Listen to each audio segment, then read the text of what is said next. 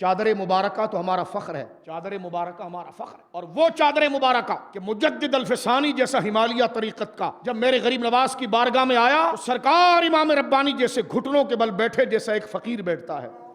यह है गरीब नवाज। और जब हाज़िरी देकर गरीब नवाज के दरबार से निकले तो किसी खादिम ने आकर चादर मुबारक पेश की तो आपने वो चादर मुबारक को चूम कर अपनी आंखों से लगाया, कहा हुजूर ख्वाजा के दरबार की है। इमाम रब्बानी शेख अहमद सरहंदी जिनकी तालीमात का असर और एहसान 1000 साल तक इस्लाम पर है, वो बंदा गरीब नवाज तो गरीब नवाज की तावीज़ उस ताबूत मुबारका से लगने वाली चादर को इतना कीमती समझता है और कहता है इमाम रब्बानी जिसका इखलास, जिसका तकवा एक इस्लाम की दलील है, लेकिन वो ख्वाजा साहब तो ख्वाजा साहब, आपका बदन तो बदन, आपकी ज़ात तो ज़ात, आपकी मज़ार मुक़द्दसा से लगने वाली चादर के बारे में कहते हैं कि जब मैं मर जाऊं ना तो मेरे कफन के ऊपर ये चादर रखना।